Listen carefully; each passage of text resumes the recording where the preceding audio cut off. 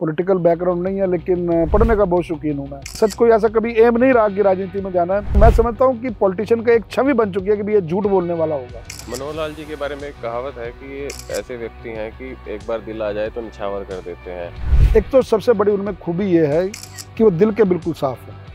मैं अनेक मंचों पर यह बात कहता हूँ, ये उनका बहुत बड़ा गुण है। तो और देखा है मनोहर लाल जी का कि जब वो बस, मोटरसाइकिल और साइकिल पर जी मोटरसाइकिल का दौर और उनका बस पर चलने का दौर, और वो दौर हमने मनोहर लाल जी के साथ, मैंने वो मनोहर जी द्वारा दिया गया एक लेसन है, आपकी गर्दन ये जनता के प्रति 2 इंच झुकी रहनी चाहिए। बड़ी बात। ये एक lesson from day 1 I am in public. मैं जनता के बीच में, जनता प्यार की भूखी है। कई बार अफसरशाही भारी भी हो जाती है, ये स्वभाव की बात हो जाती है। देसी भाषा में कहीं अड़ी भी तोड़नी जरूरी रहती है। स्पष्ट शब्दों में आपको एक बात कहूंगा,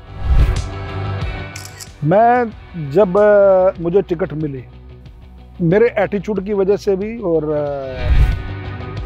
कांग्रेस कहीं ना कहीं अंधेरे में तीर चला रही है। देश को आगे बढ़ाने के लिए हम लोग भारत माता की जय बोलते हैं। आज से पहले कभी कांग्रेस ने बोला था भारत माता की जय? कभी उन्होंने भारत को माता माना ही नहीं। इस तरह से पॉलिटिक्स नहीं चला कर। नमस्कार, पंजाब केसरी की खास पॉडकास्ट सीरीज में आप सभी का बहुत बहुत स्वागत है। जैसा कि आप जानते हैं कि ये पॉडकास्ट सीरीज नॉन पॉलिटिकल रहती है और उन युवाओं के लिए ये रहती है जिन्होंने अपनी ज़िंदगी में किसी न किसी मुकाम को हासिल करना हो। और इस वक्त मैं करनाल में हूँ और करनाल की एक ऐसी शख्सियत मेरे साथ हैं जिनकी ज़िंदगी का सफ़र बिल्कुल नॉन पॉलिटिकल बैकग्राउंड से शुरू हुआ। कोई भी पारिवारिक सपोर्ट इतनी खास नहीं थी, पर जो आज उनके जिम्मेदारी है वो बहुत बड़ी है। मेरे साथ करनाल कॉन्स्टिट्यूएंसी से जगमोहन आनंद जी मौजूद हैं। इनसे बातचीत करते हैं और तमाम मुद्दों पर चर्चा भी करेंगे। नमस्कार सर, बहुत बहुत स्वागत है आपका पंजाब केसरी में। नमस्कार जी, बहुत बहुत शुक्रिया सर, सबसे पहले तो हमें समय देने के लिए। Thank you. और सर बड़ा अच्छा लगा, हम करनाल आ रहे थे हाईवे से और अक्सर एक छवि होती थी काफ़ी समय पहले कि सड़कें, खड्डे, टूटे सब मिलता रहता था, पर ये चीज़ तो हमें आते ही पता लग गई कि जगमोहन जी के राज में अब सड़कें ठीक होने लग गई हैं। नहीं, राज मेरा नहीं है। मैं तो जनता का एक प्रतिनिधि के रूप में काम कर रहा हूँ। राज नहीं, एक सेवा के रूप में भारतीय जनता पार्टी काम कर रही है। और भारतीय जनता पार्टी के 2 शीर्ष नेतृत्व, वर्तमान मुख्यमंत्री और पूर्व मुख्यमंत्री, इसी कॉन्स्टिट्यूंसी का पार्ट रहे। ये कॉन्स्टिट्यूंसी उनकी रही है। और एक माननीय मनोहर लाल जी की तो आज भी संसदीय क्षेत्र उनका है। 9.5 वर्ष उन्होंने हरियाणा में अपना सेवा के रूप में काम किया है। और 6 महीने के लिए बाई इलेक्शन में वर्तमान मुख्यमंत्री आदरणीय नायब सैनी जी ने इस करनाल विधानसभा का प्रतिनिधित्व किया है। तो उनकी बड़ी सपोर्ट, क्योंकि 10 वर्ष ये सीएम सिटी रही है।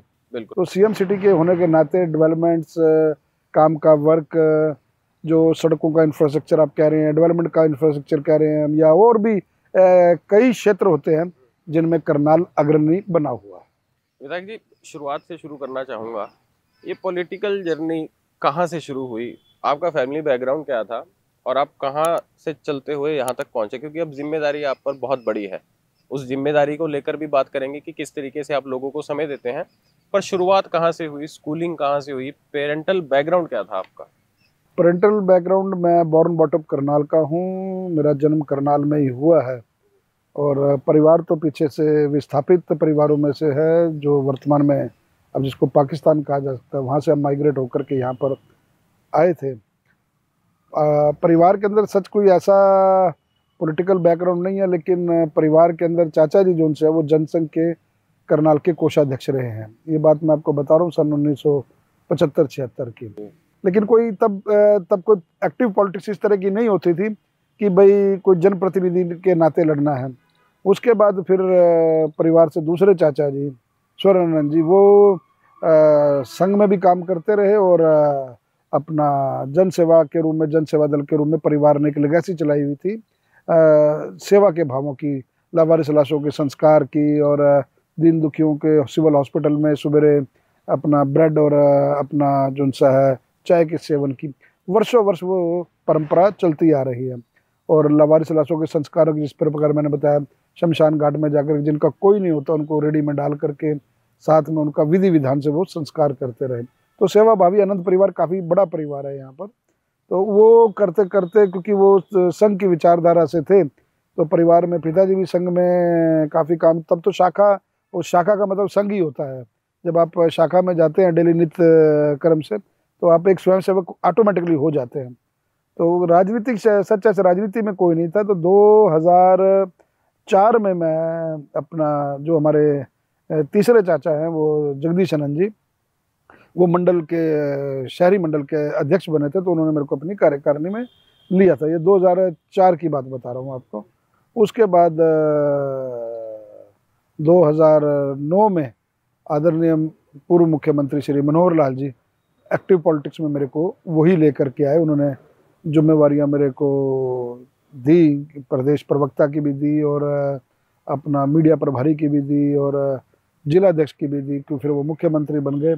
और जिलाध्यक्ष के बाद उन्होंने अपना मीडिया कोऑर्डिनेटर भी मेरे को, क्योंकि वो यहाँ से मुख्यमंत्री थे, कैंप ऑफिस में मीडिया कोऑर्डिनेटर के लिए भी मैंने उनके लिए काम किया। और उसके बाद आज आपके सामने भाजपा ने टिकट दी और एक विधायक के रूप में जनता की सेवा कर रहे हैं। जगमोहन जी, इसमें ना सबसे बड़ा चैलेंज बिजनेसमैन के लिए आ जाता है। आप शुरू से व्यापारी रहे हैं, तो राजनीति कहीं ना कहीं बिजनेस को शुरुआती दिनों में बहुत इफेक्ट करती है।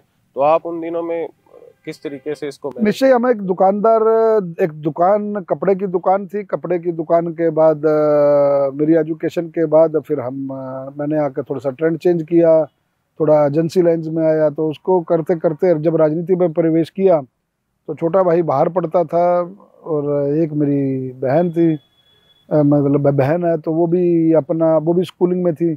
तो कहीं ना कहीं देखिए वो फर्क तो पड़ता है, इसमें दो राय नहीं। राजनीति में जब आप, क्योंकि अब राजनीति का ट्रेंड बदल चुका है, फुल टाइम की राजनीति हो गई है, तो दुकान पे अपना निश्चय व्यापार पे फर्क पड़ा। लेकिन बीच बाजार में, पुराने बाजार में, ओल्ड जीटी रोड में दुकान हुआ करती थी, लोगों का संपर्क वहाँ बना हुआ था।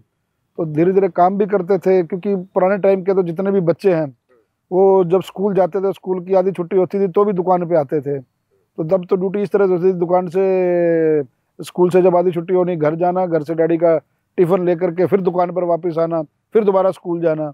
और उसके बाद फिर कॉलेज की एजुकेशन शुरू हुई। तो धीरे धीरे, सच कोई ऐसा कभी एम नहीं रहा कि राजनीति में जाना है, ये तो बस एक आकस्मिक, जिस प्रकार से कहते हैं कि पता ही नहीं चला कि कब राजनीति में आगे बढ़ते बढ़ते बढ़ते आज इस पोजीशन पे हो गए। तो कॉलेज के दिनों में भी चुनाव वगैरह लड़े आप? कॉलेज के दिनों में चुनाव तो नहीं लड़ा, लेकिन एक्टिव पॉलिटिक्स में मैंने बहुत रोल प्ले किया है। किंग मेकर का रोल प्ले किया आपने? किंग मेकर का तो मेरे लिए वो शब्द बहुत बड़ा होगा, मैं किंग मेकर की बात नहीं कही, लेकिन मैंने अपने यारों दोस्तों को सीआर के इलेक्शंस, प्रेसिडेंट के इलेक्शंस लड़वाए भी, और कभी कामयाब हुए, कभी कामयाब नहीं हुए।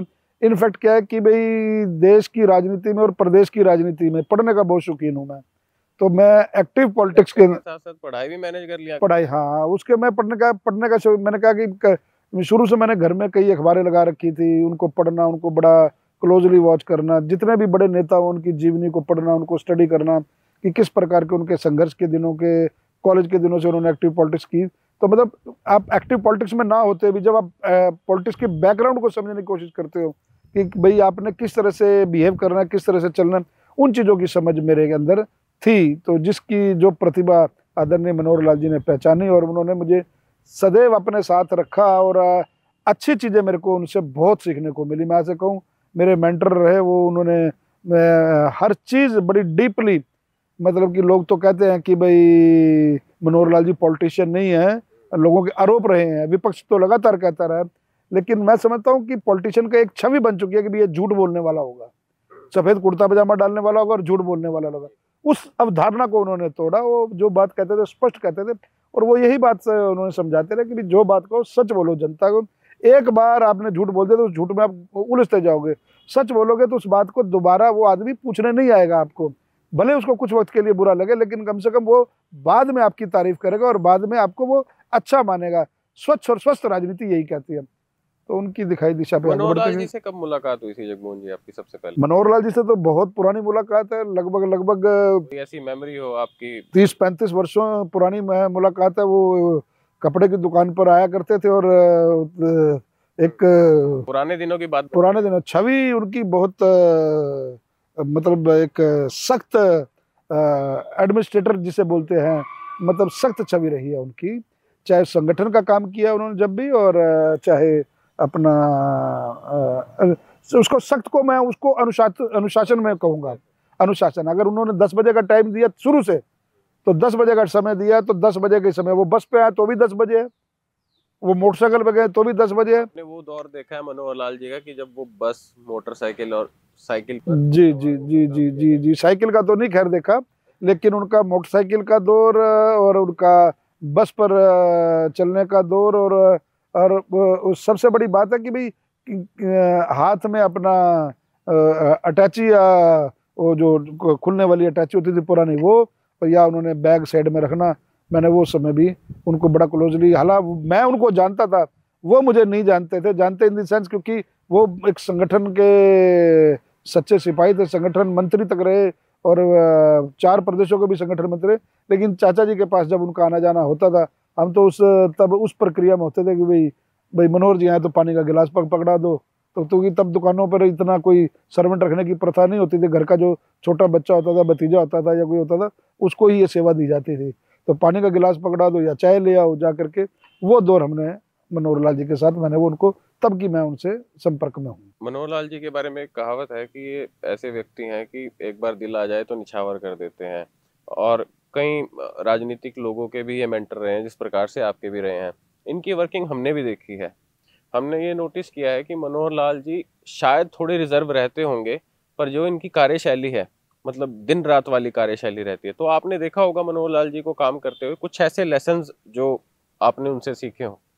बहुत बड़ा लेसन है मेरे कुछ लिए, उन्होंने बात कही हो जो आज भी बहुत, आपको याद हो, कुछ हाँ बहुत बड़ा, इमोशनल बात, कुछ बहुत बड़ा ऐसी सीख, लेसन है मेरे लिए क्योंकि उनका। गलतियां भी होती रहती हैं इंसान से। गलतियां, देखिए गलतियां जो आपने बात की कि जिसके प्रति उनका भाव हो, एक तो सबसे बड़ी उनमें खूबी ये है कि वो दिल के बिल्कुल साफ है। पल में अगर उन्होंने आपको किसी काम के लिए डांट दिया तो मन में नहीं रखते, द्वेष नहीं रखते कि भाई ये आदमी ने मेरे आगे बहसा है या बातचीत है, वो उसको अपार्ट कर देते हैं। कि हो सकता है वो उनकी जानकारी में, भाई मेरी समझ में कुछ कमी हो, तो वो उस चीज़ को भुला देते हैं तुरंत। ये नहीं कि उसको 3 दिन लगेंगे 4 दिन लगेंगे, वो भुला देते हैं, द्वेष नहीं रखते मन में। ये एक सफल राजनीति का जो आगे आज वो जिस पोजीशन पे है, ये उनका बहुत बड़ा गुण है। प्रत्येक कार्यकर्ता का, उनका किसी के साथ द्वेष नहीं है। कई कार्यकर्ता मैं ऐसे जानता हूँ, नाम जानता हूँ, जो उनके पीठ पीछे उनको बुरा बोलते हैं, उनकी बुराई करते हैं, आज भी हैं।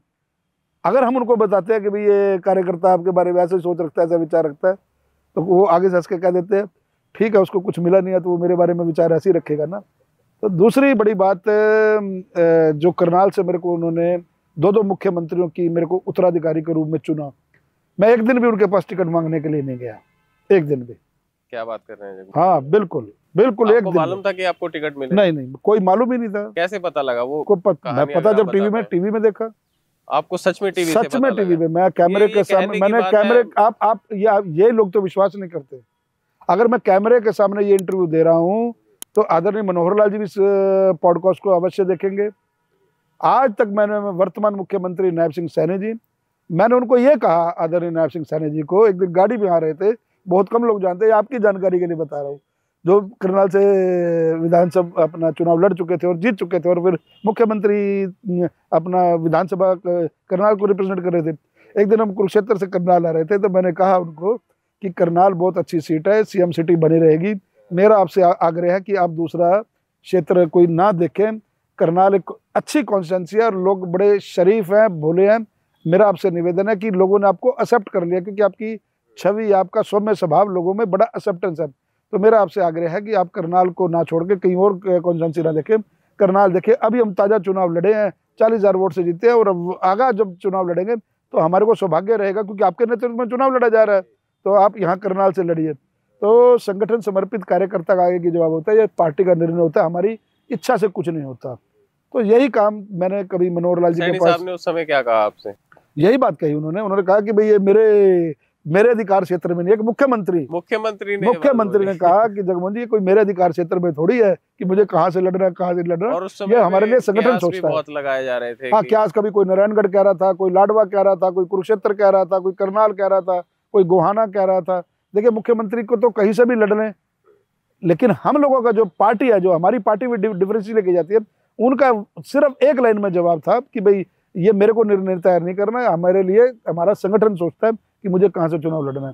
और जो मनोहर लाल जी वाली आपने बात कही कि भाई उनकी यादगार बात, मैं अनेक मंचों पर ये बात कहता हूँ और आज आपके पॉडकास्ट में भी ये बात इसलिए कह रहा हूँ कि जब मुझे टिकट मिली तो टीवी पर मैंने देखा, तो मैंने उनको रात को 1 बजे, क्योंकि उस दिन टिकटें काफ़ी अनाउंस हुई थी, लगभग 65-70 टिकटें अनाउंस हो गई थी, तो रात को क्योंकि रश था, सब लोग बधाई देने आ रहे थे, रात को 1:30 बजे के करीब मेरी उनसे बात हुई कि मैंने उनका धन्यवाद किया, बाबूजी आपने मेरे को विश्वास किया, तो इसके लिए मैं आपका बहुत बहुत धन्यवाद करता हूँ।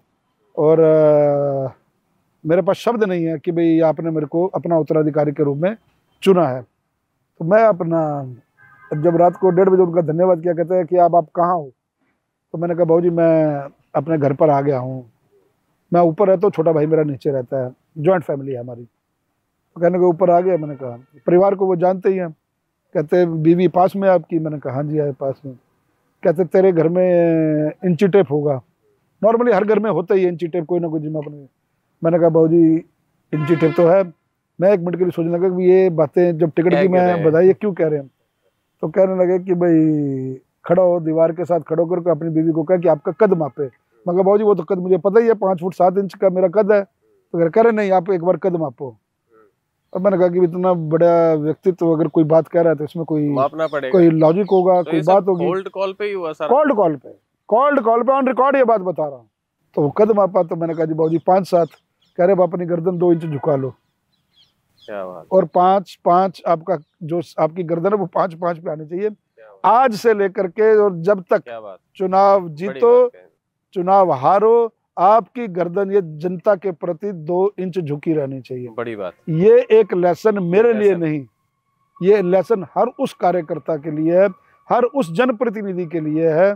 ये इस खाली हरियाणा के लिए नहीं, पूरे देश के एक समर्पित भाजपा के कार्यकर्ता के लिए एक मनोहर जी द्वारा दिया गया एक लेसन है कि जब आप जनता के प्रति, जनता के क्योंकि कारण क्या था, उसका पीछे कारण था, क्योंकि उनको पता था, क्योंकि उन्होंने मेरे को गढ़ा हुआ है एक कुमार की तरह, तो उनको पता था कि ये बड़ा एटीट्यूड वाला और बड़ा, जैसे देसी भाषा में, पंजाबी भाषा में कहते हैं मरोड़ वाला, कि भाई इसकी थोड़ी सी अकड़ वाली जो स्वभाव है, तो स्वभाव होता है, मैं नहीं बदल सकता स्वभाव को, लेकिन वो दिन और ये एक्सेप्टेंस है, हाँ, तो वो दिन और ये दिन, वो फिर 5 और 5 वो 2 इंच का आज तक याद नहीं है, वो नपवाया भी है, आज तक याद ही नहीं है, आज तक उसको इम्प्लीमेंट कर रहा हूँ। और उस इम्प्लीमेंट करने का नतीजा ये है कि जीवन में बहुत बदलाव आया है। जीवन में देखिए, जनता कोई किसी की बंदी नहीं होती, जनता प्यार की भूखी है, बिल्कुल, जनता सत्कार की भूखी है।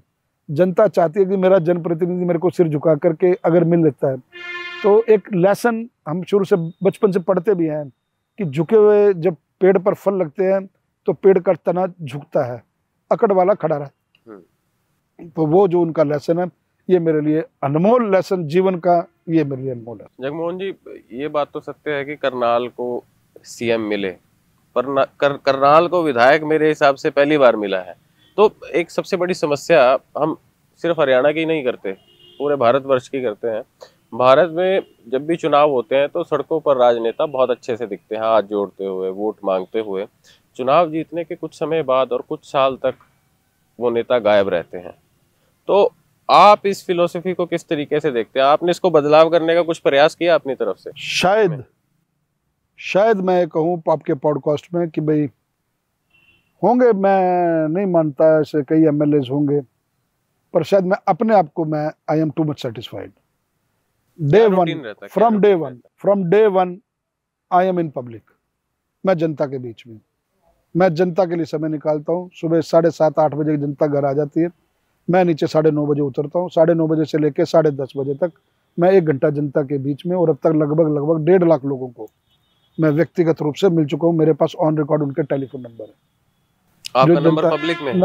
नंबर मेरे पास है उनके। मेरे यहाँ जो आदमी आता है, काम के सिलसिले में आता है, मिलने के लिए आता है, बधाई देने के लिए आता है, रजिस्टर में उनका टेलीफोन नंबर लिखा जाता है, उनके संपर्क लिखा जाता है।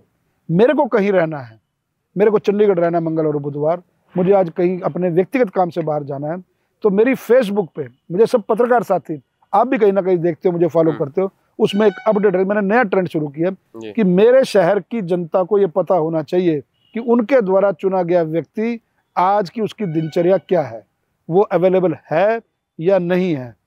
वो कितने बजे से लेकर कितने बजे तक मिलेगा, छुट्टी पे रहेगा। जनता जो आपके पास से आ रही है, वो 10 आदमी आ रहे हैं, 5 आदमी आ रहे हैं, तेल का पैसा खर्च के आ रहे हैं, उनकी भी समय की उपयोगिता है। हाँ, तो इस वजह से उनको पता होना चाहिए कि आज हमारा जनप्रतिनिधि हमारे लिए अवेलेबल है या नहीं है। टेलीफोन पे तो मैं हूँ अवेलेबल, लेकिन कई लोगों को व्यक्तिगत रूप से भी मिलना होता है। तो इस वजह से तो जनता के बीच में जो नेता, जो पॉलिटिशियन बना रहता है, वो कभी भी मार नहीं खाता। चाहे आप विधायक बन गए हैं तो भी अगर जनता के बीच में, और विधायक बनने के बाद पहले लोगों को मेरा मिलना कम होता था, विधायक बनने के बाद मेरी सारी दिन की दिनचर्या मेरी जो सी है वो रिजर्व रहती है। 1 से 3 मेरी शहर के अंदर कोई रस्म पकड़ी है, किसी के साथ कोई दुख घटित हुआ है, कोई डेथ हो गई, उनकी रस्म पकड़ी है, 1 से 3 मेरा टाइम रिजर्व रहता है। मेरे को जाना ही जाना है, जो मुझे पता लग जाए, चाहे वो अपने पार्टी के कार्यकर्ता के परिवार के लोग हों, चाहे विपक्ष के परिवार के लोग हों, चाहे अन्यथा कोई और आम जन भी हो। जो कई लोग पॉलिटिशियन में भी नहीं होते, सत्ता पक्ष और विपक्ष के अलावा शहर भी तो बाकी है। अगर मेरी जानकारी में है तो मेरी कोशिश रहती है कि मैं उस दुख की घड़ी में, क्योंकि जब मैं जनता के बीच में वोट मांगने के लिए गया था, ऑन रिकॉर्ड ये बात आप कह रहा हूं, तो मुझे वोट की असली कीमत पता लगी कि किस प्रकार से आपको जनता के बीच में सिर झुका करके जनता की क्या उम्मीद है, जनता आपसे चाहती क्या है, जनता की आकांक्षाओं पे खरा कैसे उतरना है।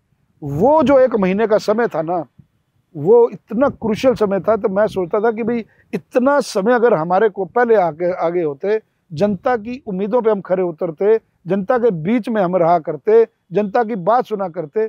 जनता बड़ी उम्मीद लगा करके बैठती है, और जनता ने सिर आंखों पर बैठाया। तो उस वोट की कीमत है जो है वो हर पॉलिटिशियन को अदा करनी चाहिए। विधायक जी, एक सबसे अहम मुद्दा, आप शायद उससे एग्री करें या ना करें, मुझे जो आसपास की बातें या चीज़ें ऑब्जर्व करता हूँ, ऐसा तमाम हर स्टेट में देखा भी जा सकता है कि कई बार अफसरशाही भारी भी हो जाती है। आप देखिए कि एक दौर हुआ करता था कि एक विधायक का फ़ोन जब डीजीपी को जाया करता था तो डीजीपी को सुनना पड़ता था। हम यहाँ पे डीजीपी की बात नहीं कर रहे, हम लोकल स्तर की बात करते हैं। कई बार स्थितियाँ ऐसी हो जाती हैं कि हर तरीके के अधिकारी हैं, चाहे वो अच्छे हों बुरे हों, पर जो अड़ियल रवैये के अधिकारी हैं तो उनकी अड़ी भी, मुझे लगता है देसी भाषा में कहीं अड़ी भी तोड़नी जरूरी रहती है। और ये भी कहा जाता है कि जगमोहन जी उसमें काफी माहिर हैं। देखिए, बात माहिर, मैंने क्या स्वभाव की बात होती है, हर एक का काम करने का स्वभाव होता है। क्योंकि आपके काफी वीडियोस हम भी देखते रहते हैं कि नहीं, देखिए स्वभाव की बात होती है, ये एक स्वभाव की। देखिए, एक परिवार में 5 लोग हैं, एक पिता के 5 बच्चे हैं। आपका स्वभाव अलग होगा, भव्य का स्वभाव अलग होगा, मेरा स्वभाव अलग होगा, आपके कैमरामैन का स्वभाव अलग होगा। ये स्वभाव की बात हो जाती है। देखिए, अफसर अगर पढ़ लिख करके एक IAS की पोस्ट पर बैठा है, एक IPS पोस्ट की बैठा है, या वो SC की पोस्ट पर है, या एक्शन की पोस्ट पर है, या SDO की पोस्ट पर है, या एक नॉर्मल क्लर्क भी है, उसकी एक अपनी रिस्पेक्ट है। डेफिनेटली उसकी इज्जत के साथ हम खिलवाड़ नहीं कर सकते। सबर, हमारे व्यक्तिगत मतभेद हों, लेकिन हमें सार्वजनिक रूप से मतलब उनके साथ एक मर्यादा के रूप में ही पेश आना होगा। बिल्कुल, चाहे हम सत्ता पक्ष में रहें, चाहे हम विपक्ष में रहें। कारण क्या है कि व्यक्ति 2 वर्ष से, जब बच्चा 2 वर्ष का होता है, वो तब बोलना सीख जाता है। बिल्कुल। और जब आदमी बड़ा होता है, कब बोलना, क्या बोलना और कैसे बोलना, ये उस मैच्योर आदमी को ही पता है। तो ये तो, और जब हम चुन करके आते हैं, हम उस जनता को रिप्रेजेंट कर रहे हैं, जो जनता हमारे को चुन करके भेज रही है, उनकी प्रति भी हमारी एक रिस्पॉन्सिबिलिटी है। कई मौके ऐसे आते हैं कि टेम्पर लूज करना पड़ जाता है। कई मौके ऐसे आ जाते हैं कि अंदर से एक प्रकार की, मतलब जिसे वो कहते हैं ना कि भाई एक गुस्सापन आ जाता है कि भाई अधिकारी सुन नहीं रहा या बात नहीं कर रहा। लेकिन उसको कंट्रोल करना ही तो एक पेशेंस, जिसको हम वर्ड बोलते हैं, कि उसको पेशेंस करना ही बात है।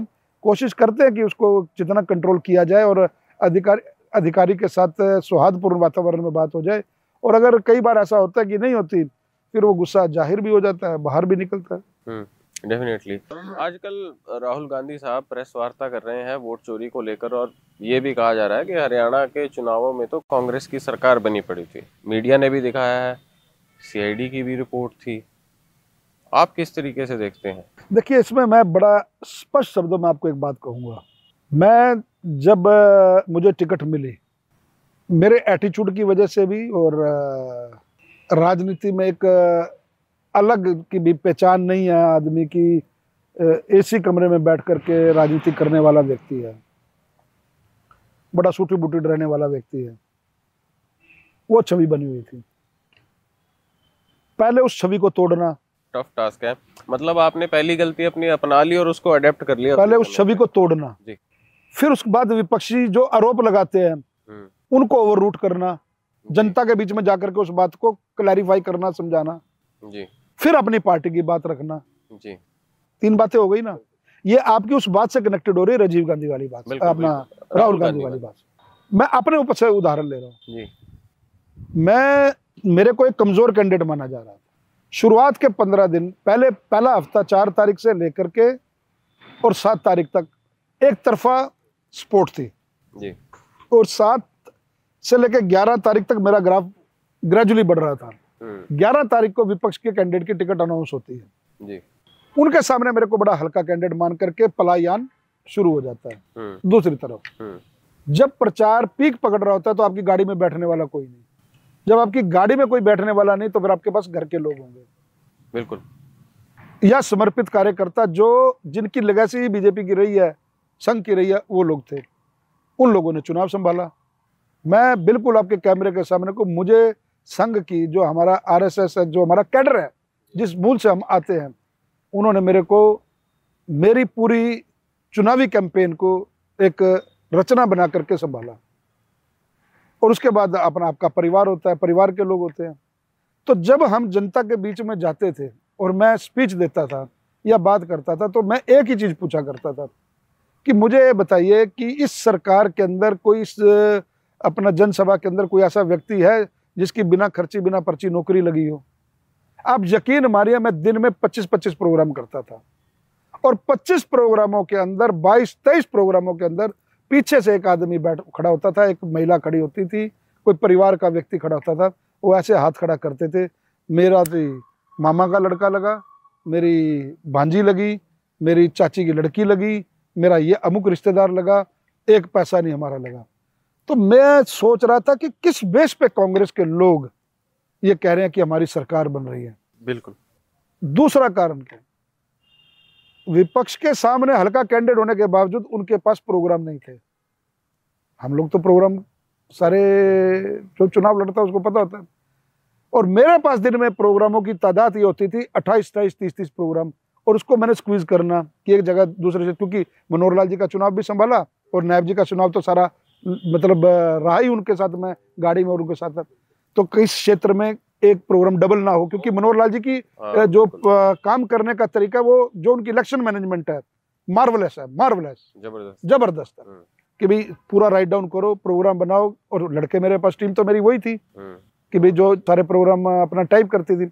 तो किस क्षेत्र में हमने प्रोग्राम कर लिया उस क्षेत्र में रिपीट ना हो, या उस व्यक्ति को दोबारा प्रोग्राम किसी दूसरा व्यक्ति बदल, क्योंकि चुनावी समय में आपके पास ऐसे बहुत से लोग नजदीक आने की प्रयत्न करते हैं, कोशिश करते हैं कि ये प्रोग्राम मैं रखवा रहा हूँ, ये प्रोग्राम मैं रखवा रहा हूँ, ये प्रोग्राम, तो डबलिंग ना हो, क्योंकि हर एक को अपने मान सम्मान देता है। उस समय तो आप किसी को नाराज कर नहीं सकते।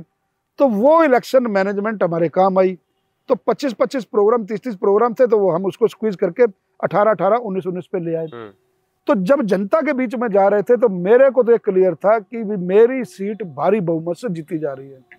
और जब जनता, करनाल के लोग और करनाल का विपक्ष कह रहा है कि भी हल्का कैंडिडेट और जनता सपोर्ट कर रही है, तो फिर मैं कहां से उम्मीद करता कि हरियाणा में सरकार नहीं बन रही। जब मेरे जैसे व्यक्ति को वो सबसे हल्का कैंडिडेट मान रहे थे तो हालात तो मुझको नजर आ रहे थे। तो मेरा दृढ़ निश्चय था कि कांग्रेस कहीं ना कहीं अंधेरे में तीर चला रही है, कांग्रेस कहीं ना कहीं अंदर खाते आपस में गुटों में बटी हुई है, इनकी मैनेजमेंट नहीं है, ये लोग ग्राउंड पे काम नहीं कर रहे। हम लोग सवेरे ग्राउंड पे काम करते थे, ये हमारे लीडर तोड़ने पे लगे हुए थे।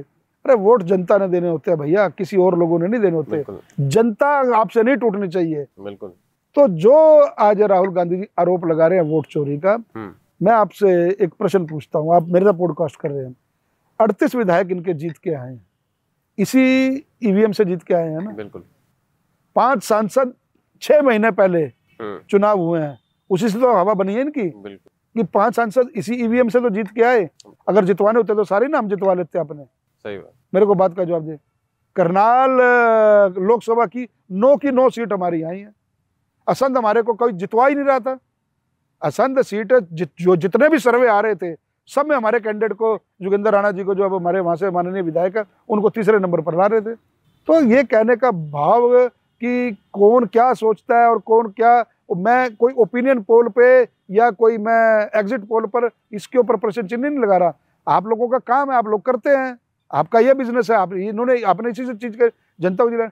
लेकिन जनता के मन में, जनता जो चाहती थी बिना खर्ची और बिना पर्ची, वास्तव में अगर हरियाणा में तीसरी बार अगर सरकार बनी है तो इसका अगर श्रेय किसी को दिया जाना चाहिए, आदरणीय मनोहर लाल जी को देना चाहिए। उन्होंने जो वंशवाद की राजनीति का पत्ता तोड़ा, उन्होंने जो ये बिना खर्ची बिना पर्ची का बीज बोया, जो उन्होंने हरियाणा एक हरियाणवी एक का नारा दिया। अरे ऐसा मुख्यमंत्री जिसने अपने कास्ट के साथ आज तक कास्ट नाम खट्टर नहीं लगाया। तो जो सैद्धांतिक रूप से अगर जनता के दिलों में किसी ने जगह बनाई है, मैंने स्वभाव आपको कहा, मैं आज कैमरे के सामने बोलता हूँ कि हम लोग उनके सामने जाते तो हमें आज भी तथ्यों पे बात करनी पड़ती है। हम लोग मतलब कि भी ये नहीं है कि हवा हवाई में कोई बात कर दे, ऑन रिकॉर्ड ऑन पेपर। मतलब उनके लिए, मतलब हम कोई एज ए एमएलए बनकर नहीं जा रहे, उनके लिए एक सामान्य कार्यकर्ता है। आज भी वो काम देते हैं कि ये काम आपको करना है, ये काम आपको करना है, ये काम आपको करना है, इस तरह से काम करोगे तो आगे जीवन में सर्वाइव करोगे। तो जो काम उन्होंने बीज बोया और उसका नतीजा तीसरी बार भारी बहुमत से हमारी सरकार बनी। तो ये आरोप बेबुनियाद है, संवैधानिक संस्था के ऊपर आरोप है कि आप वोट चोरी करके आए। अरे वोट कौन चोरी कर सकता है भाई? आप लोगों के भी इतने विधायक चुन के आए और अब लोगों को आप एक भ्रमित कर रहे हो। वास्तव में अगर कांग्रेस गुटों में बटी हुई थी, टुकड़ों में बटी हुई थी, लीडरशिप नहीं है। आज राहुल गांधी जी को कोई सीरियस लेता? आप कभी देखो, हम तो लोग सारा दिन सोशल मीडिया पे रहते हैं, आप लोग ही दिखाते हो। अगर इंग्लिश में स्पीच दे दे तो हिंदी में बोली जाती है, हिंदी में दे दी जाए तो इंग्लिश में बोली जाती है। मतलब उनका अपना कोई बेस ही नहीं, कोई स्टडी नहीं। और आदरणीय मनोहर लाल जी को तो हमने क्लोजली देखा, तो प्रधानमंत्री जी तो चलो बहुत बड़ी बात हो गई। मनोहर लाल जी को हमने देखा जब कोई स्पीच देनी होती है, कोई बात करनी होती है, जो चीज उनको गाड़ी में बैठ करके वो संज्ञान लेते हैं कि करनाल अगर आ गया या कुरुक्षेत्र आ गया, कोई गांव आ गया, इस गांव की पृष्ठभूमि क्या है, इस गांव का प्रमुख व्यक्ति, इस गांव का इतिहास क्या जुड़ा हुआ है, इस गांव का कोई प्रमुख समाज सेवी कौन है, उसका नाम लेने से भी वो अपने उसमें तुरंत नोट करते हैं कि अगर जनता, जब मैं जिस गांव में जा रहा हूँ, वो जिसने समाज में अपना सर्वस्व दिया उस गांव के आदमी ने, चाहे वो किसी भी पार्टी का रहा हो, समर्थित रहा हो, उसने गांव का तो विकास किया, उसको भी वो रिकॉग्नाइज करते हैं। तो these are the small things जो आदमी को बड़ा करते हैं, उनसे लेसन सीखने को मिलता है। जगमोहन जी, मुझे एक बात तो समझ में आई, आपने कांग्रेस का काम थोड़ा आसान कर दिया आज स्ट्रेटेजी शेयर करके। नहीं, स्ट्रेटेजी देखिए कांग्रेस कर नहीं सकती, कांग्रेस कर नहीं सकती। कांग्रेस का रीजन ये है, कांग्रेस का ये रीजन है। मैंने क्या कहा, आज मैं आपके सामने बात कह रहा हूं, मेरे को टिकट दी, मुझे विधायक बनाया, पार्टी ने विधायक बनाया, कल मुझे टिकट नहीं मिलेगी तो मैं कोई भागने वाला नहीं हूं। हमारे अंदर ये जीन्स है, हमारे अंदर ये, हमारे खून के अंदर ये सोच दी हुई है।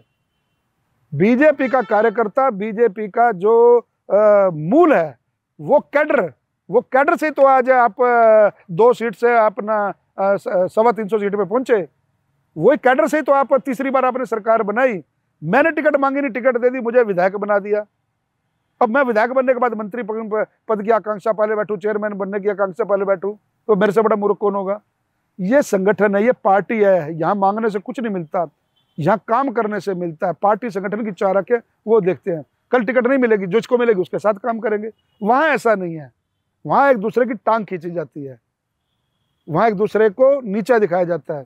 कैडर बेस्ड पार्टी में और कांग्रेस में परिवारवाद की राजनीति है। आज नरेंद्र मोदी जी, कल कोई और प्रधानमंत्री होगा, सारी उम्र तो उन्होंने रहना। बिल्कुल। अगर पोस्टर लगा करके आज 40 साल से अगर अमित शाह जी इस पद पर पहुंचे हैं, मनोहर लाल जी को पता था, बसों में अपना धक्के खाए हैं उन्होंने, उनको पता था कि भी मैं पहली बार मेरे को चुनाव पार्टी लड़वा देगी और मेरे को मुख्यमंत्री बनवा देगी। आप ये भी चीज सोचो ना। बिल्कुल। तो ये ठीक है। और सरकार बनने के बाद क्या था जी, इस आदमी को पता कुछ नहीं, ये आदमी 4 दिन ही सरकार चलाएगा, सरकार अब गिरी तो तब गिरी, कल गिरी तो परसों गिरी, रोज रात को सरकार गिर के सोचते थे विपक्ष वाले। और कितनी बढ़िया सरकार चलाई, क्या बढ़िया सिस्टम बना दिया, ऑनलाइन ट्रांसफर पॉलिसी। पहले लोग सवेरे गाड़ियों में बिठा के ले जाते थे नेता को, चिट्टे कुर्ते पजामे, और शाम को फिर दाल मखनी और बोतल साथ खोलते हुए ले आए इतने में वो ऑर्डर करा के लाता था, जब तक करनाल नहीं पहुंचना या पानीपत नहीं पहुंचना या सोनीपत नहीं पहुंचना, दूसरा आदमी फिर ले जाता था, वो ऑर्डर कैंसिल करा के ले जाता था। वो भी बोतल दे रहा है, ये भी बोतल दे रहा है। कैसा काम होता था सचिवालय में? मेला लगा होता था सचिवालय में।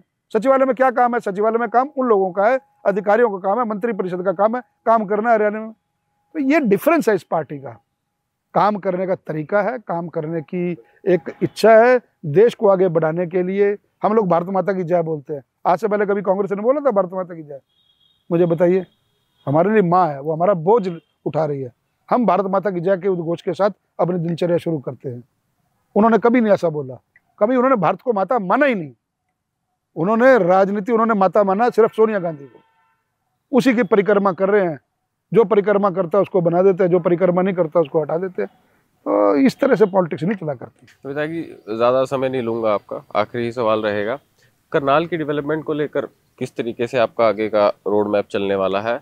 और ये हमारा जो पॉडकास्ट है विधायक जी, ये खास युवाओं के लिए हमने क्रिएट किया है कि उनका थोड़ा फायदा हो सके। तो आप व्यापार में भी रहे हैं, देखिए युवाओं की जो आपने सोच कही, बहुत अच्छी सोच कही। अभी आज हाल के दिनों का जो बड़ा ही हाईलाइटेड मुद्दा हो रहा है वो डोंकी से बच्चे विदेश भेजने का। डेफिनेटली, क्योंकि पॉडकास्ट आपके युवा साथी देखेंगे, कल के भविष्य वही हैं।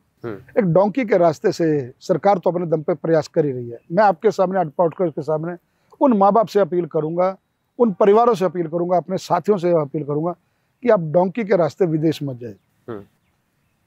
डोंकी के रास्ते से कहीं ना कहीं आप अपने परिवार की जमीन, गहने आप धोखा कर करके जा रहे हैं। कल जब लाश आती है उस माँ बाप पे, बुजुर्ग पे क्या बीतती है ये मैं शब्दों में बयान नहीं कर सकता। उस बहन के ऊपर क्या बीतती है मैं बता नहीं सकता।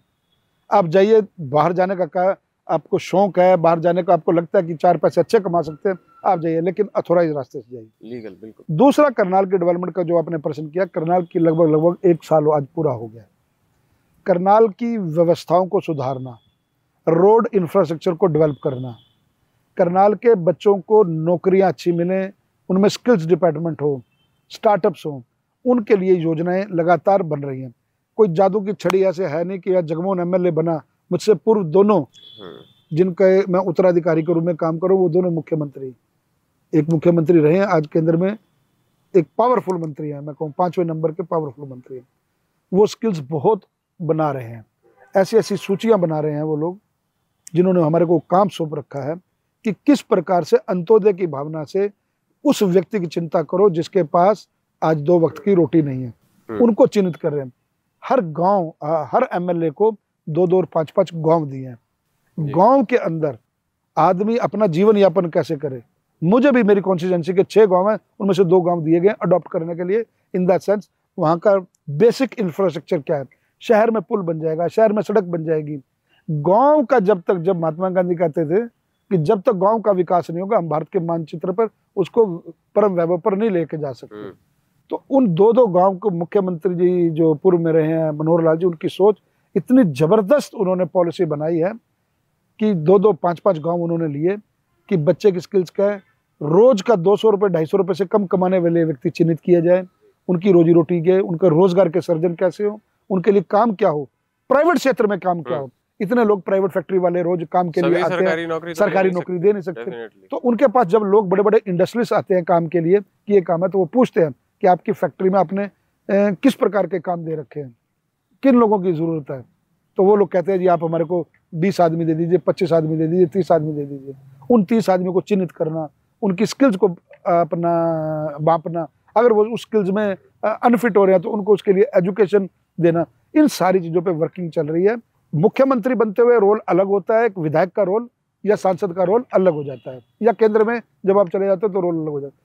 इन सारी चीज़ों के ऊपर क्योंकि कैमरा के सामने इन चीज़ों को, क्योंकि लोगों की आकांक्षाएं और अपेक्षाएं बढ़ जाती हैं, हम लोग अपने काम पे लगे, युवाओं को रोजगार भी मिलेगा, काम भी मिलेगा, और रोड इंफ्रास्ट्रक्चर एक समान विकास वो हम लोग करवाने का प्रयास करते रहे। बहुत बहुत शुक्रिया विधायक जी, आपने हमें समय दिया और आपका समय हमने ज्यादा भी लिया। नहीं, इसमें समय का नहीं, आप लोगों के माध्यम से ही, देखिए कोई भी अपना व्यक्ति होता है जो जनप्रतिनिधि होता है, मीडिया लोकतंत्र का एक चौथा मजबूत स्तंभ है।